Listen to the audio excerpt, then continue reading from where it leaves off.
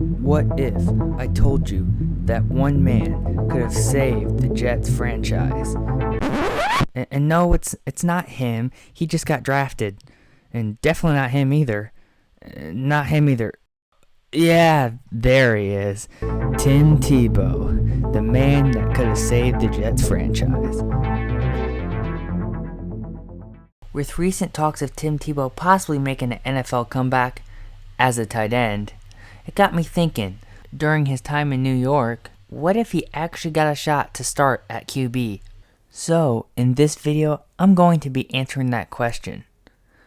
Now, Tim Tebow was drafted in 2010, 25th overall, by the Denver Broncos.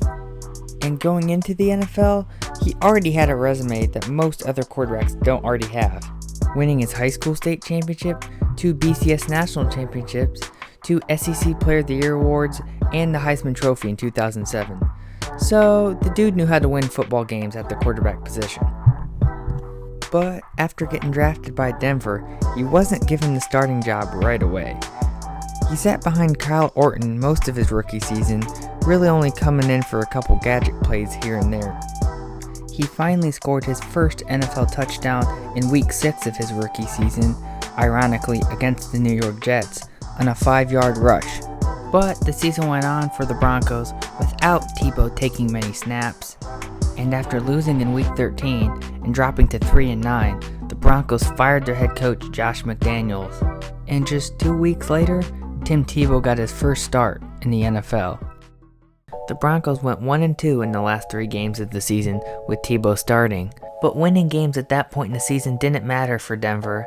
It was all about getting some experience for the younger players. But in the one win they did have, Tebow was special. After falling behind 17-0 at halftime to the Texans, Tebow ended the game with 308 passing yards, leading Denver to a second half comeback, winning 24-23, and Tebow time was born. During the offseason, going into the 2011 season, the Broncos hired John Fox as their new full-time head coach and John Elway as their new GM. And with these changes, many people thought that Tebow would be starting going into his second season in the NFL, but no. Once again, he found himself sitting behind Kyle Orton. The Broncos started the 2011 season 1-4 with Kyle Orton as the starter, and the cry for Tim Tebow to start became louder and louder. And finally, during Denver's bye week in Week 6, John Fox announced that he would be starting Tim Tebow in the next upcoming game against the Miami Dolphins. So Tebow got to go back to his home state for his first real shot in the NFL. At first, it didn't go so well. The Broncos found themselves down 15-0 with under 3 minutes to go in the game, but that's when Tebow was at his best. Tebow threw 2 touchdowns and converted on a 2-point conversion, all in under the last 3 minutes of the game, to tie it. He then would lead the Broncos offense into field goal range to set the game-winning field goal in overtime. The Broncos ended up going 7-4 with Tebow starting under center during the 2011 regular season, winning 6 of those games in a row and 3 of them in overtime. Tebow played so well that Denver ended up cutting Kyle Orton in November, and altogether, the Broncos finished the season 8-8, which was actually good enough to win them the division that year and give them a home wildcard playoff game. Tebow's first ever experience in the NFL playoffs came against the Pittsburgh Steelers, and it didn't disappoint. It was a back-and-forth game that ended up going to overtime, and as I already mentioned, the Tebow-led Broncos were 3-0 in overtime games during the regular season. Broncos won the coin toss and didn't waste any time. On the first play in overtime, Tebow threw a strike across the middle of the field to Demaryius Thomas, who took it the length of the field to score the game-winning touchdown. And Tebow's streak of coming up clutch and winning games in miraculous fashion continued. But what was most miraculous about this game wasn't even the way it ended. It was Tebow's stat line.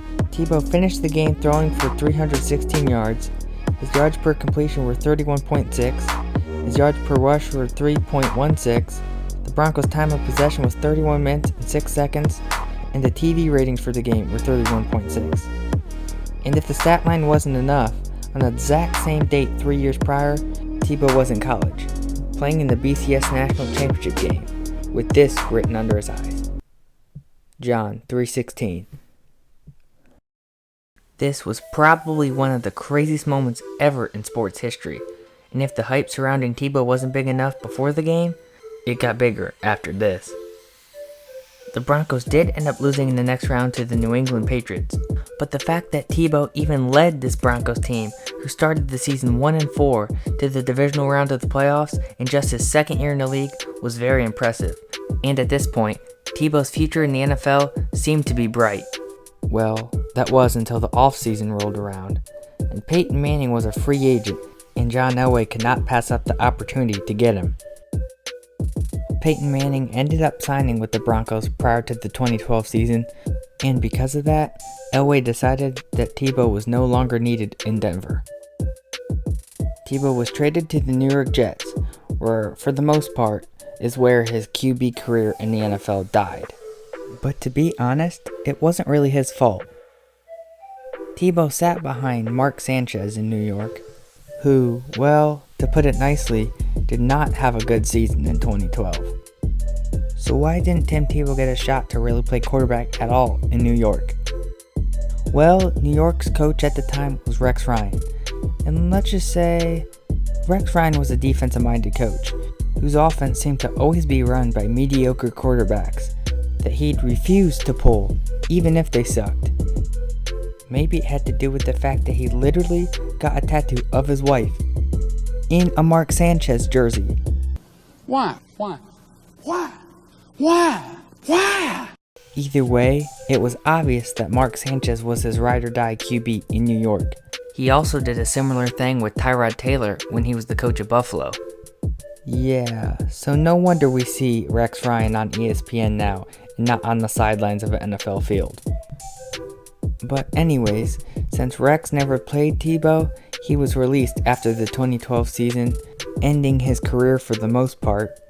And in 2013, the Jets ended up drafting Geno Smith out of West Virginia, who, well, you guessed it, sucked, and was even worse than Mark Sanchez, believe it or not.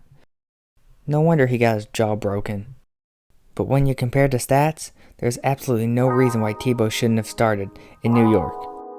Tebow went 9-7 as the starter for Denver, including a playoff win. The 2012 Mark Sanchez-led Jets went 6-10, missing the playoffs with Tebow watching on the sidelines. Then after Tebow was cut, the next 2 years led by Geno Smith, the Jets went a combined 12-20, missing the playoffs both years. In 2011 with Denver, Tebow threw 12 touchdowns, 6 interceptions, and had a QBR of 72.9. Mark Sanchez in 2012 threw 13 touchdowns, 18 interceptions, and had a QBR of 66.9.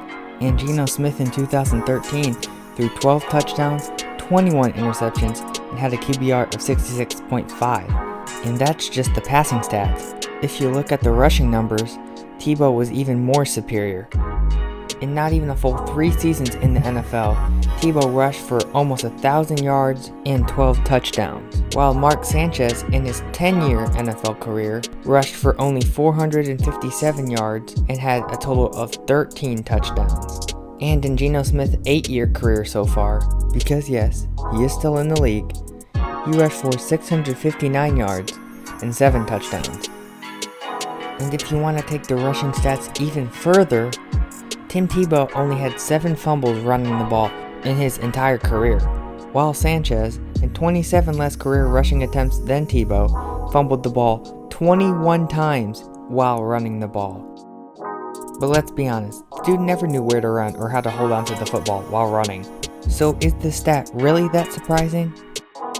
But anyways, Geno Smith had 48 less career rushing attempts than Tebow, and still fumbled the ball 2 more times with 9 career fumbles. In conclusion, Tim Tebow was statistically a better quarterback than both Mark Sanchez and Geno Smith. And Rex Ryan's decision to play both of them and not Tim Tebow is really what started the Jets' playoff drought, which is currently the longest in the league and is doubled the length of any other team in the league. I'm not saying that Tim Tebow was a great QB, because yes, he did at times struggle to get the ball to where he was supposed to, and he did have a weird throwing motion. But what I am saying is that Tim Tebow was a winner, and winning is a trait that the Jets have seemed to lack in the past decade. Now, I don't blame Denver for trading Tebow to New York to get Peyton Manning, because we all know how that turned out. But the fact that Tim Tebow really never got to start an NFL game again at QB, after leading his former team to a playoff victory, is a shame, and leaves most NFL fans, especially Jets fans, wondering about what could have been.